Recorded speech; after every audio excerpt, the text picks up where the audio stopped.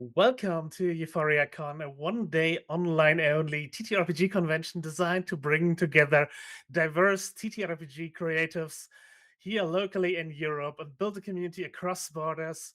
You can support and follow Euphoria on all our socials listed below. Hey, hi, I'm Jasmin Neitzel. My pronouns are she, her. Um, I'm a white trans woman with graying dark hair. I'm, wearing a checkered blazer and a black shirt with a ribbon on it. And I'm also wearing makeup with red lips. And I'm decidedly middle aged. And today I am talking about role playing games in the GDR or the DDR, East Germany, as it is probably known. So, focusing on the time of yeah role playing games behind the wall when East Germany was isolated from the rest of Europe and especially Western Europe and West Germany. And yeah, we will learn a bit about the contexts in which games existed in the GDR and how they even got there. I will be talking about some of the realities of living in a totalitarian society here, and also I will mention some topics around cultural appropriation around Native Americans later on in the talk because you can't talk about Eastern German role playing without delving into that topic. I will come back to that when it is the time. And I will assume that you, the audience, don't know all too many details about German history, East German culture, and game studies, and all of that. So, I will explain some basics. If you already know them, then you can feel good about yourself and still listen how I explain it. And you, as the audience, feel empowered to ask questions or tell me things you would like to hear about, and I will try to get to them or answer the questions as we go. It's just me and you today, so I can do the panel as I like it. Yeah, so role playing games are something people usually associate with very much the West as a product of the US and something that grew out from American wargaming culture in a way.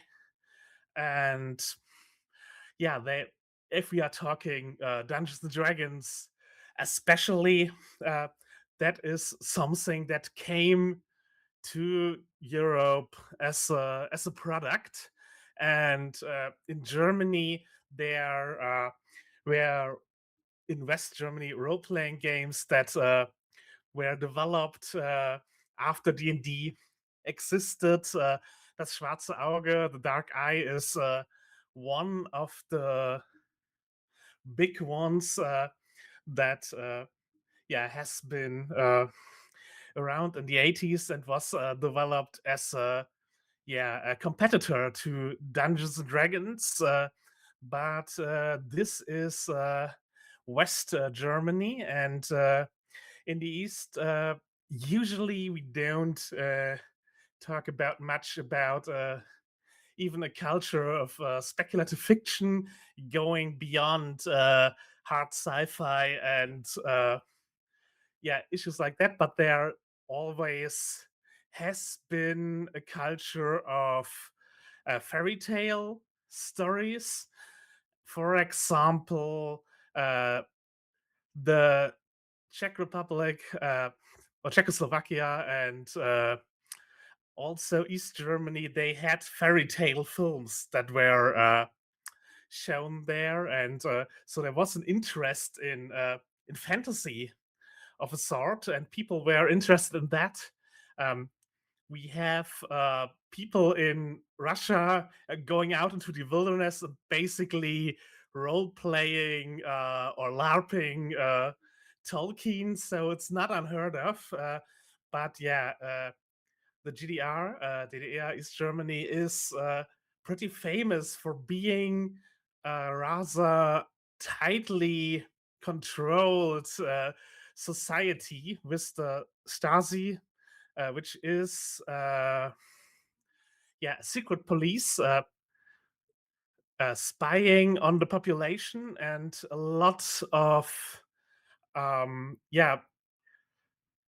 people being denunciants, like they are snitching on each other. They are informal employees of the secret police, and so there always is this image of a society where everything not socialist is kind of suspicious. And we have in the 1970s, 80s, when role-playing games in the TTRPG sense are coming into pop culture, um, a climate in the GDR where youth is frustrated and they want to have their own culture, their own fun.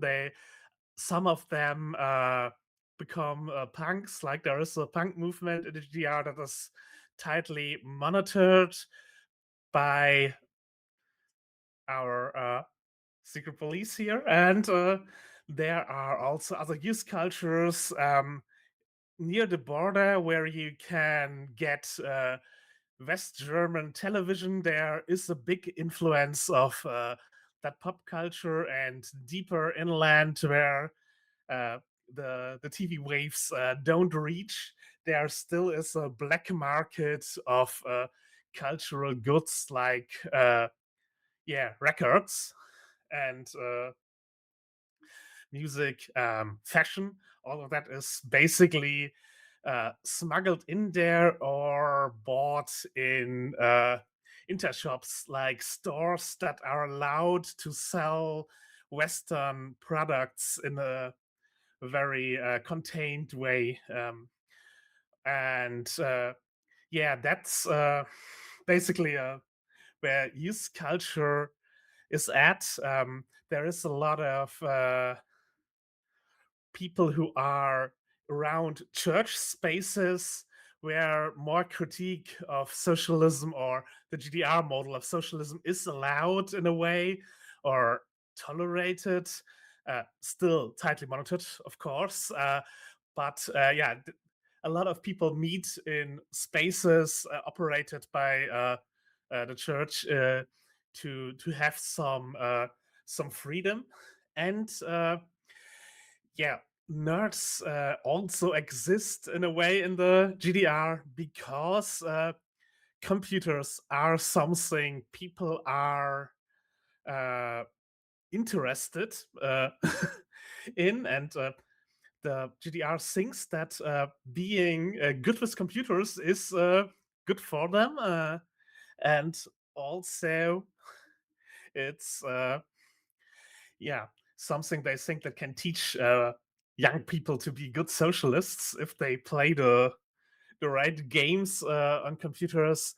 So there are like basically stations to play computer games in the Palast der Republik, the big representative building in Berlin for the government. And there are also computer clubs, and these clubs are places where they have Commodore 64 as Western products. that they bought to work with. They were also like a very small run of GDR built home computers, but Commodore was the big one, and not everybody could afford the Commodore. Very few could, in fact, but they were trading copies of games and software because in the late 70s, the GDR decided that there is no copyright on software. And so the people could trade them legally. And it was a bit of a shock, a cultural shock, when the reunification happened and software suddenly was not something you could just trade. But yeah, from these computer nerds, people who were often youngish, between like teenage and early 30s, and mostly male, overwhelmingly male, like this were male spaces. They saw games being played, and like if you're in a club where you get a few minutes with your Commodore in the late 80s, and then you're playing Wizardry or another computer RPG, and you're seeing, yeah, there are stats, there's a randomizer, these are enemies, and there's a story. And basically, it's just text and a randomizer. And then you can write down how the game works, and basically take it from the computer to the table and just play your own game that basically was an adaptation of Dungeons and Dragons, or games like that, into the digital realm. And then in the GDR, where you got your 15 minutes with Wizardry and then fell in love with it, some people just adapted from there. And then we had people role playing with adapted roles and adapted rules from these computer games. So pretty traditional, I would say, OSR-ish games were played in small groups as a way to adapt the experience of playing a computer RPG. And similar to the evolution that a lot of uh, wargame based TTRPGs took, people did bring in story and their own twists and made up personalities for their characters. And then we had people role playing and also learning when things like I think I Have to Beholder was an 80s game, but yeah, like D&D adaptations were brought into the computer realm, and they were talking with people who had more contact to the West or were very interested in Western media, where they also talked about TTRPGs. The people in the computer clubs learned this already was a hobby that existed, and some of them tried to get their hands on something like a red box or das schwarze Auge, the dark eye starter box, and then started copying it by typing it down, like taking the same attitude they had to software. Uh, like, yeah, this is for copying, this is for sharing. Someone gets the very expensive Western original, and then we are sharing copies amongst our friends. And that's one of the roots of the East Berlin TTRPG scene as it grew. It grew around the computer clubs. It started with digital games and grew from there into a TTRPG hobby that was aware of the Western context of, uh, yeah, Dungeons and Dragons and games like that. existing, and it never was a full scene. Like we could in a way talk about there being a computer games software we are seen in the GDR, that was somewhere coherent and connected, but we can't say there was a TTRPG scene that was aware of one another and that was connected. There never was like a convention in the GDR, to my knowledge, or big meetups, or a coherent culture of play that was spanning the whole country.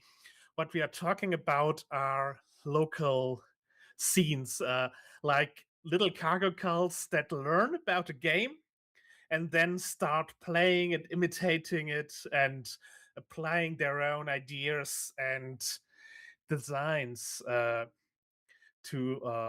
to the game, and also are trying to get all the influence and culture they can get from the West to yeah to have more input into their games, or they are trying to look at other computer games that are TTRPGs that have ideas and mechanics to steal them uh, for their tabletop games, to take them away from the computer, which is way more expensive, to their pen and paper realms. And that is how they played in East Berlin. And from East Berlin, of course, some of them took it and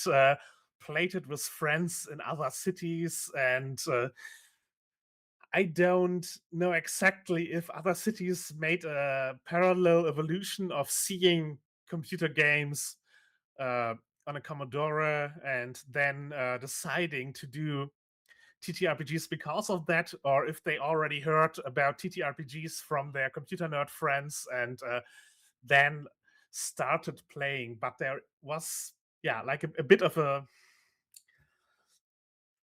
no, scene is the wrong word, but there is a route of transmission from computer games to, the classic nerds playing it. And while we are in the context of Berlin, US soldiers played a rather big role because they were early adopters of TTRPGs, and people bring them to Germany because when you are basically guarding a border where not much is happening, and you are not the person who's really invested in this border existing as an American soldier, that was something the East Germans put there. And now you are standing guard basically, um, or you are sitting in your barracks and have nothing to do besides killing time. TTRPGs get pretty attractive, and so a lot of them took their games with them, or organized games amongst the soldiers. And so a lot of D&D stuff existed in Germany in the 70s, and a lot of the soldiers didn't take their boxes with them when they went home because their stint was over. They didn't necessarily want to pack them, and one of the things they did, if they managed to get games into East Germany, was doing the same as they did with jeans, uh, like the denim clothes, expensive in the GDR, and also music. They got it across the border and then sold it to some Easterners who, were basically giving them, as it appeared, a premium for it. And so these American soldiers then left, and we had games that were staying behind. And that's one of the big sources of yeah, TTRPGs in the GDR. Like the original copies, a lot of them came from US soldiers and were sold to to people who were interested enough in speaking and reading English to play those games from English materials. And they did. And there were handmade translations too. The next big road of transmission is Westverwandtschaft, people from the West who are family, family members who were giving usually their younger relatives in in the East games. I like a lot of this is oral history, and I did a lot of interviews with people who were TTRPG players in East Germany, and one of them told the story that basically his uncle in West Germany was asking for something he could bring over, where his nephew in the GDR could have fun with, and someone recommended Das Schwarze Auge to him. He got the box and also, uh, yeah, hid it because it was a restriction around bringing media into East Germany. So he basically smuggled a TTRPG box into East Germany because the last time he was there, he tried to bring a record, and the border agents searched his car and left him with the empty packaging of the record. And he only realized when he gave it to his nephew, and he was very disappointed that the record was gone. And so this time he smuggled a TTRPG box over there, and the nephew was very interested. He got all his friends into playing the game, and he had to basically play with the core box the whole way because there was not much supplemental material coming. So he started his little cargo cult of here's one box. I gather how to play this game from this one box, and then I go and play with my friends in our little Harz Mountains village, and we do that for like 15 years. Then then the wall falls, and all of a sudden we are part of a bigger hobby. It was just these friends in their little place playing this game because it was a game they enjoyed, and as basically all of us here, they found a lasting fascination with role playing and never stopped. And then they realized how big the scene actually was, and yeah, that's is something that happened a lot, I think. Like, I heard of multiple groups that were just people playing because they got their hands on a box and played. And this is very fitting for the gaming culture in the GDR in general, because production of games was limited. It was focused on children, and materials were hard to get, um, and sometimes of bad quality. And you couldn't really get your hands on a lot of Western games.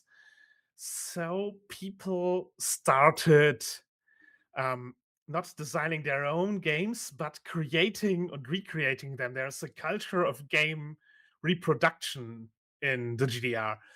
And because media could not be imported easily, you couldn't just mail order a game, but you could get friends who visit the West or visit a fair or something, a convention, to get to take photos of catalogs of game materials, of the rules, and then recreate your board with the materials you can get. Not all of them paper.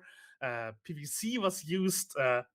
Fabrics were used to recreate board games, and also, yeah, this culture existed of just doing your own version of the game you heard about or you played once, and then keep playing with that. And in Leipzig, where I am residing right now, there is the Nationalbibliothek, the big library, national library of Germany. And since this is in the East, they still had ambitions to collect a lot of German books. And so they collected books on games, and also books that had rules in them, because a lot of TTRPGs are basically books. And once game people realized that it was in there, they went into the National Library. They couldn't lend those books because they were Western products and they only had one copy, and a lot of reasons to not take those. So they went in there and copied down the rules from the library, and then went to their own groups and played with these rules, and sometimes flawed copies.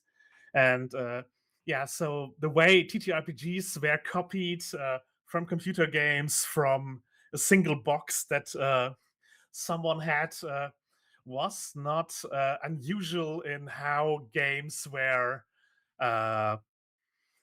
basically uh, how games found their way to an audience in the GDR.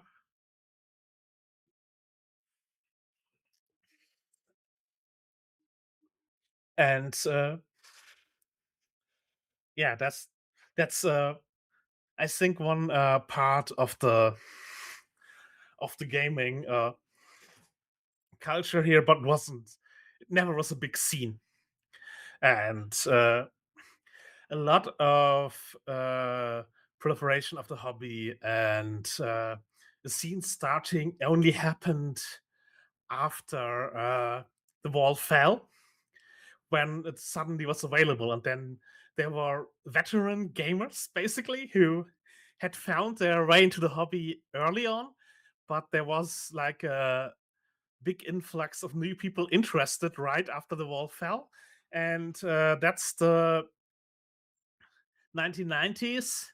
So, for example, here in Leipzig, Vampire is one of the big games. There still is a LARP scene and all of that around Vampire the Masquerade, because that was the in game in the 90s when the scene started around here.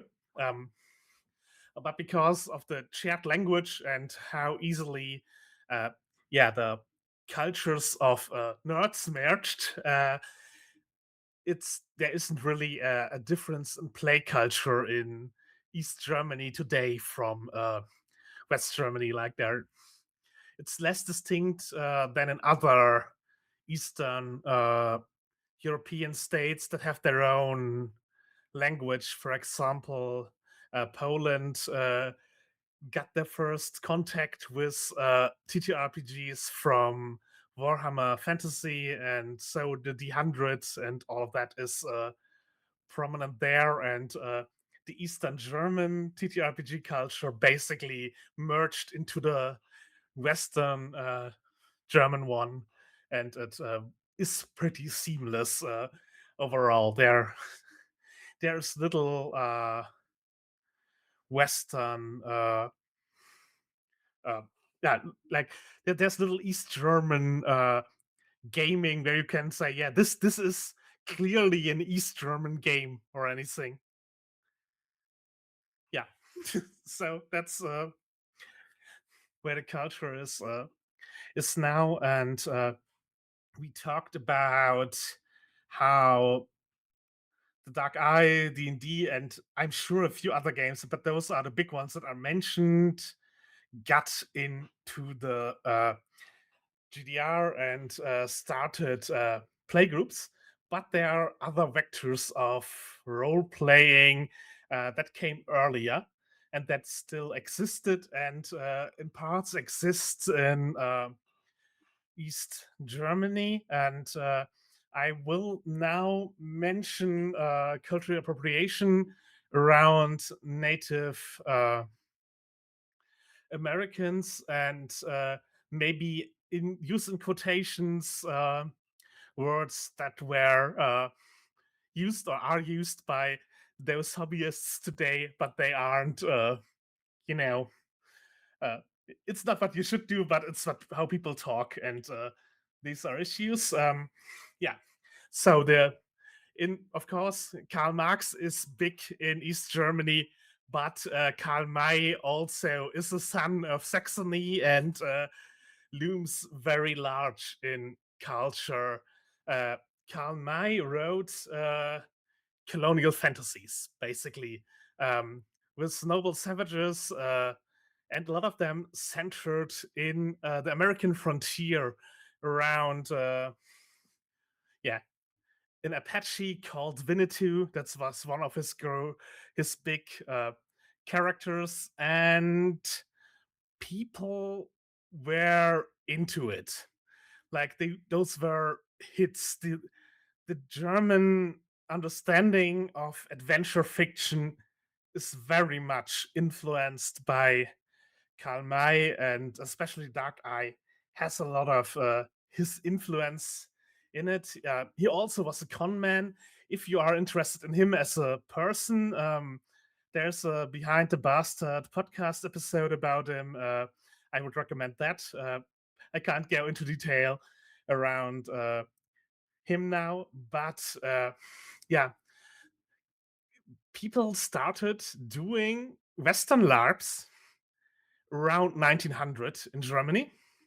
So a scene of people basically playing Native Americans and cowboys existed in uh, Germany before the war and kept existing after the war and after um, Germany split.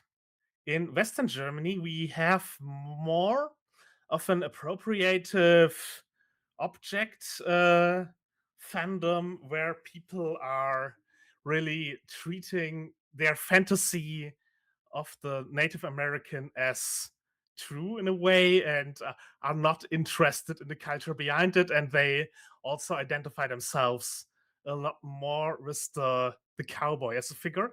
In Eastern Germany, the they became a people fandom, which means they are interested in the cultures and were learning languages.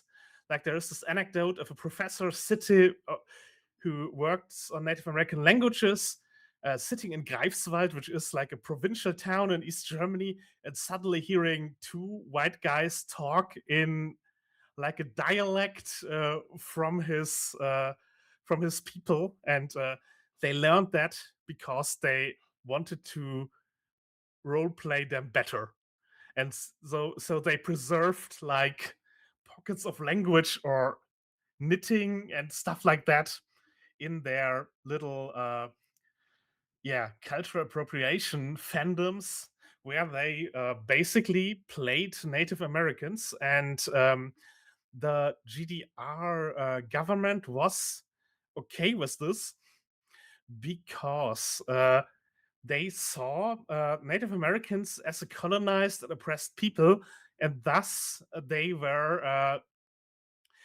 in communion with socialists, because socialism wants to free all oppressed people.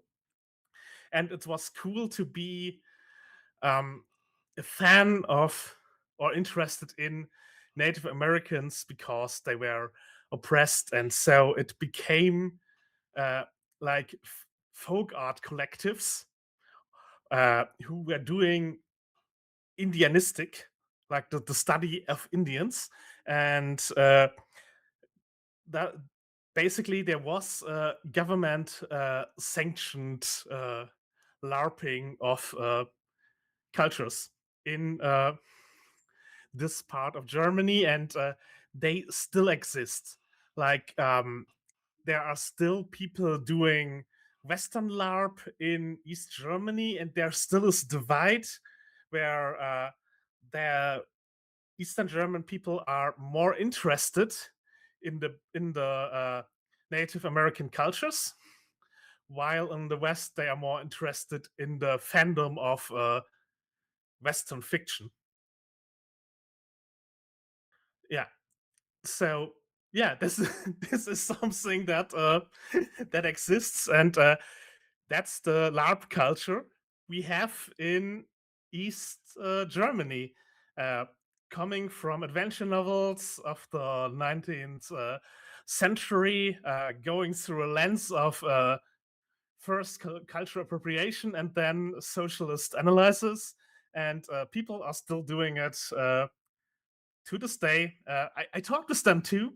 Um, some of them said widely problematic things, and others were very, very reflective on what they were doing. Interesting nonetheless. And I think an aside worthy of inclusion here. Um, and we are nearing the end of our time slot. So if you have questions, please put them in the chat so I can get back to them at the end of this slot. What I also want to mention is the work of Gerhard Betz and Manfred Kiedorf, two artists uh, who were basically doing paper, like written role playing, letter role playing. They met each other in school. One of them was miniature artist. The other was basically doing like models for toys. And they were in trade school where they started playing like little war games. And at the first, and because they were miniature people, they built miniatures, and then they built stories for the miniature people, and then they built kingdoms around them, and then they started writing government correspondence and letters between their kingdoms, and uh, over a lot of years, till one of them had to leave the GDR because he was very critical of the government. They left thousands of figurines, dioramas, and they also left around 2,500 letters. There is like the stuff is on display as Rococo en miniature in uh, Rudolstadt, which is in Thuringia. So you can still visit this place and and see all the stuff they built in their own two-person role-playing game since the 50s till the 80s, like 30 years of work, and there's deep lore in there. Like this is an island, it's on a planet that's hidden by the moon, so we can't see it from the Earth, and there's this kingdom, and there are these people, and they did a lot of role playing in their shared world. Um, Both of them were pretty successful artists in their own right, or like designers for game materials, for toys. One of them took part in Mosaic, which is one of the the big comics in East Germany. So two toy nerds and meeting and then starting to role play in school and not stopping as they grew up and creating like a very big collection. It has more in common with the juvenilia of the Bronte siblings, their glass towns, than it has with classic TTRPGs. It also has a lot of in common with fan fiction and like Tumblr character accounts where they are creating a world around it. So it's not like it's singular in the way they role play. It's more like the way of role playing that people who are into it get to by themselves. Like it's one way of inventing role playing from first principles that happens all over the world and probably has been happening since people kept playing from childhood on.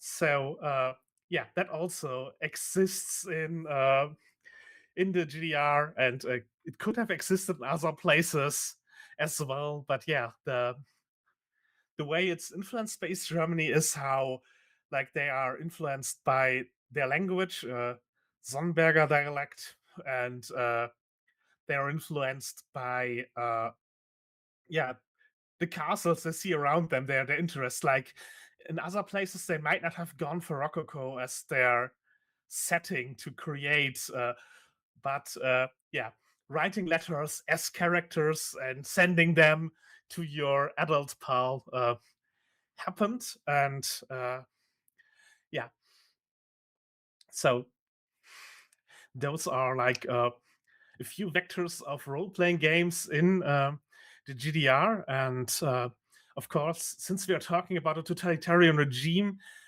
it might be interesting to know if role players were an oppressed group in any way, and not really. It never got enough attention to warrant investigation by the Stasi as a whole. Like it was more like certain people were persecuted because they used their games to do criticism of the government or the state, make fun of them. That was something people kept an eye on, and it was more in the board game community, and also the computer clubs were very tightly monitored because they realized that computers had potential to do spy stuff, and also um, it was possible to get into the Western pre-internet in ways by using telephone lines. So it could be a vector of information, and that was something the Stasi wanted to keep an eye on. And if there was like any potential for unrest in there. Um, but yeah, like punks had it harder.